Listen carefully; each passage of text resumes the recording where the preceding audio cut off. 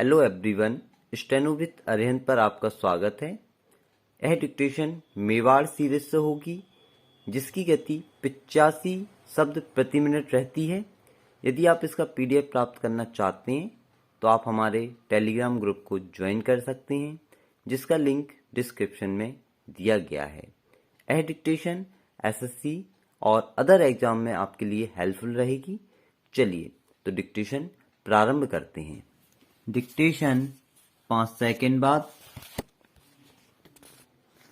अध्यक्ष महोदय, आज की चर्चा में आपके सामने जो विषय आएंगे, जहां तक मैं समझता हूं, वह हर प्रांत के साधारण से साधारण नागरिकों से संबंध रखता है। यह बहुत ही महत्वपूर्ण चर्चा का विषय है। इसको केवल वोट या नोट का सवाल नहीं कहा जा सकता है।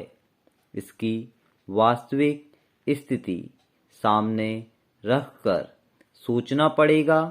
आज की बढ़ती हुई महंगाई, जो कि दिन पर दिन हमें दबाए जा रही है, उसका मुकाबला हम किस तरह करेंगे। विरोधियों ने बहुत सी बातें कही हैं, लेकिन ऐसा कोई ठोस रास्ता हमारे सामने नहीं रखा जिसके करने से हम अपने आप को उभार सकें। मैं इस बात को मंजूर करता हूं और शासन भी मंजूर करता है कि आज अनाज के अंदर जो कीमतों का बढ़ावा हुआ है, मैं आज देखता हूं कि गेहूं, ज्वार, मक्का में 90% तक का भाव बढ़ा हुआ है। इसी तरह से वनस्पति तेल के मामले में भी यही स्थिति बनी हुई है।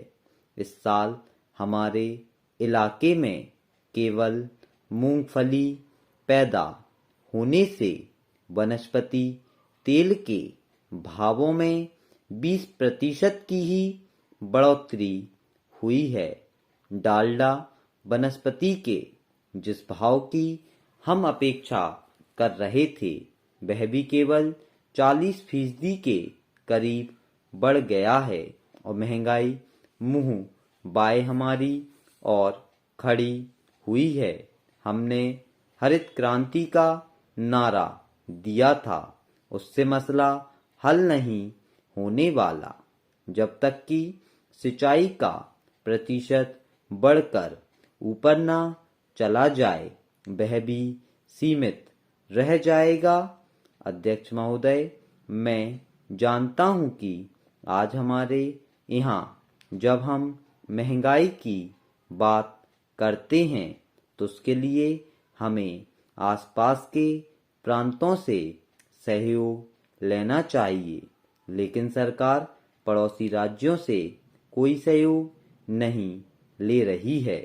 जब राजस्थान, गुजरात और महाराष्ट्र में भुखमरी पड़ी थी, उस समय शासन यहाँ से वहाँ माल भेज रहा था।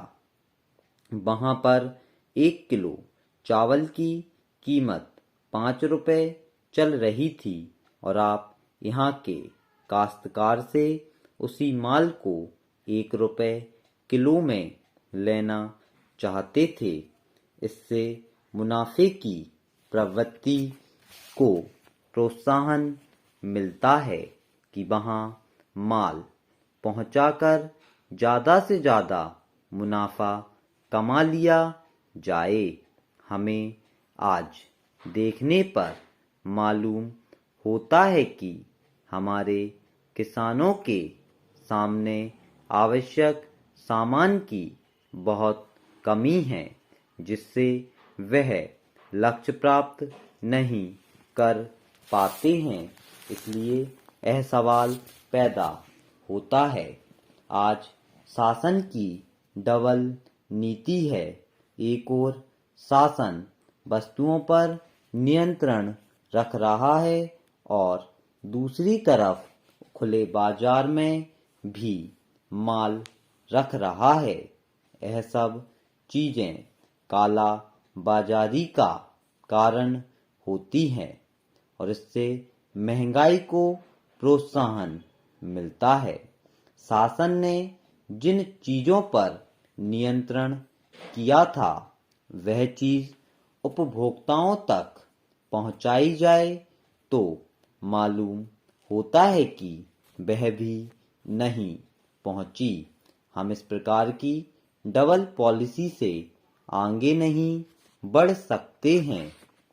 माननीय अध्यक्ष महोदय, माननीय विरोधी दल के नेता की ओर से महंगाई के बारे में जो प्रस्ताव लाया गया है वह शासन की नीति के अनुकूल नहीं है, इसलिए कि सरकार और सदन ने कभी ऐसा कानून नहीं बनाया है जिससे राज्य में महंगाई बढ़े या संकट बढ़े या अकाल पड़े या सूखा पड़े।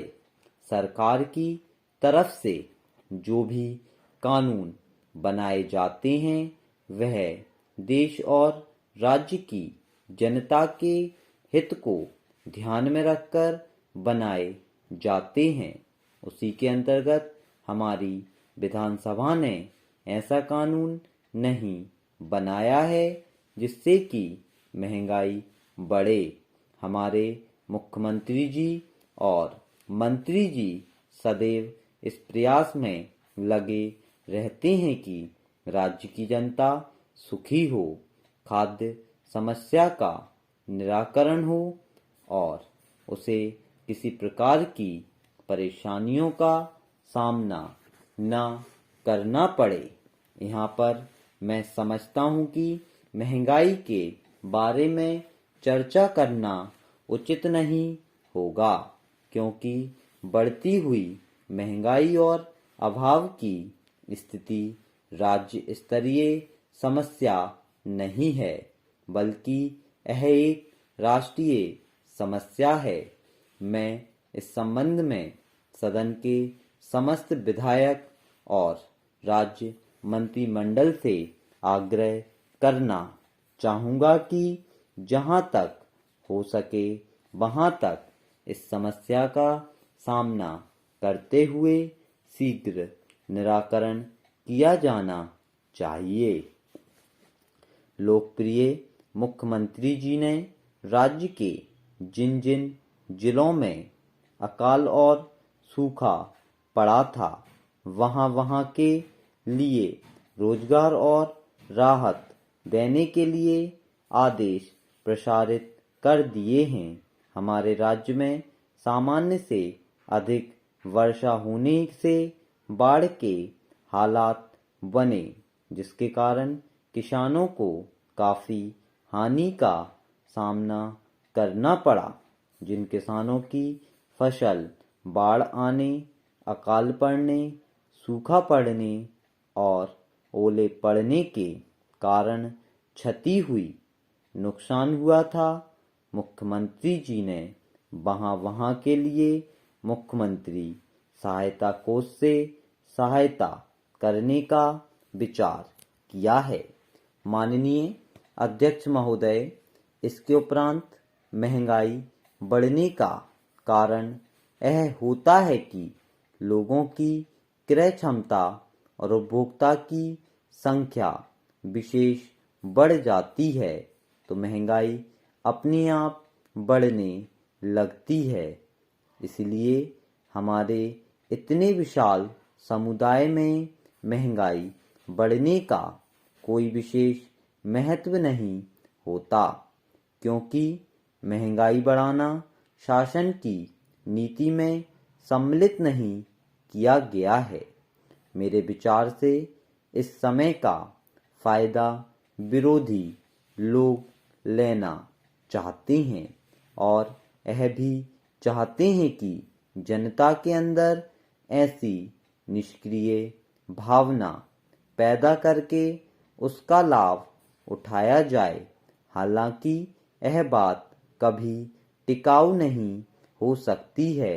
देश की जनता बहुत समझदार है, सब कुछ समझती है कि उसे किन परिस्थितियों के सामने से गुजरना पड़ रहा है।